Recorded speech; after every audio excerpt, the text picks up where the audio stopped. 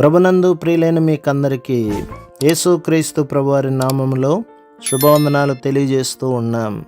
దైవ సేవకులు బ్రదర్ భక్త సింగ్ గారి పరిచర్యలో నుండి దైవ మర్మములు డిసెంబరు 8. అగ్ని జ్వాల వంటి కన్నులను, అపరంజిని అనగా ఇత్తడిని పోలిన పాదములను గల దేవుని కుమారుడు చెప్పు సంగతులు. ప్రకటన గ్రంథం 2వ అధ్యాయం 18వ వచనం. తుయితేర సంఘ కాలము సంఘ చరిత్రలోని 4వ కాలము. ఈ కాలములో ప్రజల రక్షణ కొరకై పరిశుద్ధ జలము మున్నగు కల్పిత పద్ధతులపై ఆధారపడేవారు.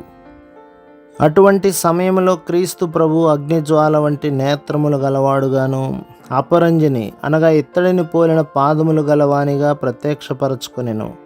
నా కళ్ళు వైపు చూడుము అని ప్రభువు చెప్పుచున్నాడు.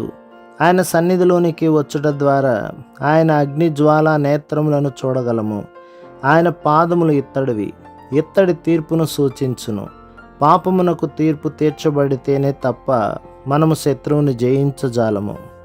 ప్రకటన గ్రంథం 2వ అధ్యాయం 19లో యేసు ప్రభు తొయితేర సంఘమును ప్రశంసించెను.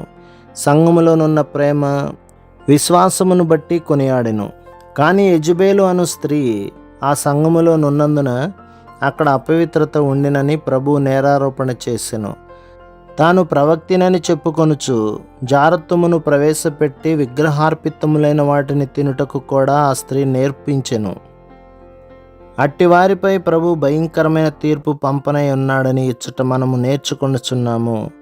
సాతాను యొక్క గూఢమైన సంగతులను ఎరుగని వారిని తాను ఆదరించెదననియు, వారు కలిగి ఉన్న దానిని గట్టిగా పట్టుకొనవలెననియు ప్రకటన గ్రంథం 2వ అధ్యాయం 24-25లలో ప్రభువు చెప్పెను.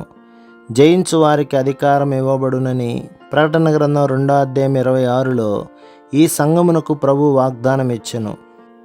ఆయన అగ్నిజ్వాలల వంటి నేత్రములు కలిగి సమస్తమును ఎరుగగల సామర్థ్యము గలవాడు గనక దేవుని ప్రజలమైన మనము ఆయన స్వరమును వినుటకు బహు మెలకువగా నుండవలెను.